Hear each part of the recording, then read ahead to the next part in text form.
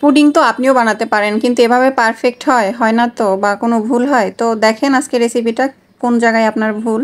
তো এখানে আমি গুঁড়ো দুধ নিয়েছি, চিনি নিয়েছি, ডিম নিয়েছি আর পানি। তো আমি পরিমাণটা বলে দিচ্ছি, আর আমার ভিডিও শেষে হচ্ছে আমি পরিমাণটা লিখে দিব। এখন বলে দিচ্ছি, যদি কারো স্কিপ হয়ে যায় তো ভিডিওটা শেষে আমি লিখে দেবো, সেটা দেখে নেবেন। তো এখানে পানি হচ্ছে 1.5 কাপ পরিমাণ, মেজারমেন্ট কাপ যেটা, ওই 1.5 কাপ পরিমাণ পানি। আর চিনি হচ্ছে ক্যারামেলের জন্য 1/4 কাপ লাগবে। আর এখানে আমরা গুঁড়ো দুধ নিয়েছি হচ্ছে 1 কাপ, আর পানির সাথে যে চিনি দিলাম সেটা হচ্ছে 1/2 কাপ। আর এখানে আরেকটা উপকরণ লাগবে, সেটা আমি পরে মিক্স করব যখন, তখন বলতেছি। আর এখানে ডিম নিয়েছি আমি 5 পিস। তো 5 পিস ডিম নিলেই হবে মিডিয়াম সাইজের, আর যদি বড় পিস হয় তাহলে 4 পিস দিলেও হবে। অনেক সময় এই যে ডিমের আর দুধের পরিমাণটা ঠিক হয় না, যার কারণে এই ভুলটা হয়, মানে ডিম ভেঙে যায়, আবার স্মুথ হয় না। তো এখানে আমি লাস্টে হচ্ছে 1 চামচ ভ্যানিলা এসেন্স দিয়েছি। এবার হচ্ছে আমরা ক্যারামেল বানাবো। ক্যারামেল বানানোর জন্য প্যানটা প্রথমে একটু গরম করে তারপরে হচ্ছে আমরা যে 1/4 কাপ চিনি রেখেছিলাম সেটা দিয়ে দিব। দেওয়ার পরে আমি এখানে 1 টেবিল চামচ পানি দিয়েছি। আর চিনি দেওয়ার সাথে সাথে নাড়ানাড়ি করা যাবে না, পানি দিয়ে যখন এভাবে বলক আসবে তখন হচ্ছে একটু নেড়ে নিব। নেড়ে নিয়ে তারপর অপেক্ষা করব যখন ব্রাউন কালার হবে। আর ব্রাউন কালারটা যাতে একেবারে পুড়ে না যায় সেদিকে খেয়াল রাখতে হবে। লাস্ট মুহূর্তে এটা ঠাস করে পুড়ে যায়, মানে প্রথমে দেখি যে না হয় নাই, তো দেখা যায় হঠাৎ করে পুড়ে যায়। তো এরকম যাতে না হয় সেজন্য এখানে স্ট্যান্ড বাই দাঁড়িয়ে থেকে তারপরে কাজটা করতে হবে, নাড়াতে হবে। এই যে অল্প অল্প যখন কালার আসবে তখন আরও এটা মানে দ্রুত নেড়ে নিতে হবে, তাহলে আর এটা পোড়া লেগে যাবে না। আর এই ক্যারামেলটা যদি পুড়ে যায় তাহলে আর পুডিংয়ের টেস্টটা ভালো আসে না। আর এখানে আমি আজকে 2টা, আপনাদের যে মেজারমেন্টটা আমি বললাম সেইটা হচ্ছে একটার মেজারমেন্ট, আর আমি এখানে 2টা রেসিপি করব, সেজন্য আমি 2টা প্যান রেডি করতেছি। আমি এখানে ডাবল মেজারমেন্টের সব পরিমাণগুলো নিয়েছিলাম।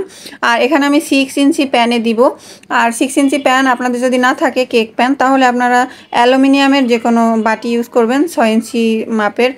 তো এখানে আমি যে কাজটা করব, ওই যে গুলিয়ে যে রেখেছিলাম আমাদের মিশ্রণটা, সেটা একটু গরম করে নিব। গরমটা এরকম হবে যাতে আপনার আঙুল ভিতরে যেতে পারে, এরকমের, অতিরিক্ত গরম না। তো তারপরে হচ্ছে ছেঁকে নিব, মানে জাস্ট 2-3 মিনিট একটু চুলায় গরম করে নিব, এই আর কি। তারপরে হচ্ছে এখানে আমি 2টা করছিলাম, তো এই জন্য আমি একটু মেজারমেন্ট করে তারপরে ভাগ ভাগ করে নিয়েছিলাম। আপনারা একটা করলে একটার মধ্যে ঢেলে নেবেন, ব্যাস হয়ে যাবে। তো আজকে আমি হচ্ছে ওভেনে করব, তো ওভেনের প্রসেসটাই করতেছি। আর আপনারা যারা চুলায় করবেন তারা হচ্ছে এই সেম প্রসেসে, অর্থাৎ এভাবে হাঁড়ির মধ্যে এভাবে একটা কাপড় দিয়ে তারপরে হচ্ছে পানি দিয়ে তার উপরে হচ্ছে প্যানটা দিবেন। তারপরে ঢাকবেন হচ্ছে ননস্টিকের যেই উপরে যে ঢাকনাগুলো, ওই ঢাকনাগুলো দিয়ে ঢাকবেন এবং ছিদ্রটা বন্ধ করে দিবেন। আর এখানে ওভেনে যারা করবেন তারা হচ্ছে 180 ডিগ্রি তাপমাত্রায় আপ ডাউন হিট অন রেখে তারপরে হচ্ছে 40 মিনিট, একটা যদি করেন তাহলে 40 মিনিট। আর আমি 2টা করছিলাম, তাই জন্য আমার 1 ঘন্টা 10 মিনিট লাগছিল। 1 ঘন্টা 10 মিনিট পরে তারপরে হচ্ছে এটা একদম ক্লিন আসছে। টুথপিক দিয়ে দেখবেন, যারা চুলায় করবেন তারাও হচ্ছে 1 ঘন্টা পর, আপনারা একটা করলেও 1 ঘন্টা পরে দেখবেন, মানে। আর চুলার হিটটা হচ্ছে মিডিয়াম হিটে রাখবেন, চুলার হিটটা বেশি অতিরিক্ত রাখলে তখন পুডিংটা ভালো হয় না, ছিদ্র হয়ে যায়। তো আমারটা আমি এখন দেখাচ্ছি। আর এখানে 2টা ছিল, একটা আমার একজনের জন্য, তো সেটা মানে আমি ভিডিও করতে পারি নাই, তার আগে সে নিয়ে গেছে, তার সময় ছিল না। তো এটা হচ্ছে আমাদের বাসার জন্য যেটা, সেটা। তো এখন আমি এটা কাট করে দেখাবো যে এটার মধ্যে কতটা স্মুথ, এবং যে ছিদ্র থাকে, অথবা অনেকের হচ্ছে মোল্ড আউট করার সাথে সাথেই পুডিংটা মানে ভেঙে যায়, অটোমেটিকলি ভেঙে যায়, স্টেবল থাকে না। এটার কারণ হচ্ছে হয় আপনার দুধের পরিমাণ বেশি হয়, না হয় ডিমের পরিমাণ বেশি হয়, মানে পুরো রেশিওটা ঠিক থাকে না, যার কারণে হচ্ছে এগুলো ভেঙে যায়, পুডিংটা স্ট্রং থাকে না, মানে স্টেবল থাকে না আর কি। তো আমারটা দেখেন একেবারে স্মুথ একটা পারফেক্ট পুডিং, আর দেখতেও কত সুন্দর লাগতেছে, মাশাআল্লাহ।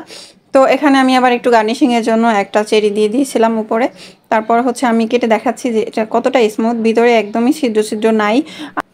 আশা করি আপনারাও যদি এই সেম রেসিপিটা ফলো করেন স্টেপ বাই স্টেপ আমি যেভাবে বললাম, ইনশাল্লাহ আপনাদের পুডিংও আর নষ্ট হবে না এবং পারফেক্ট হবে। বিশেষ করে নতুনদের জন্য আমার এই রেসিপিটা ছিল। তো আজকে ভিডিও এই পর্যন্তই, সবাই ভালো থাকবেন, আল্লাহ হাফেজ।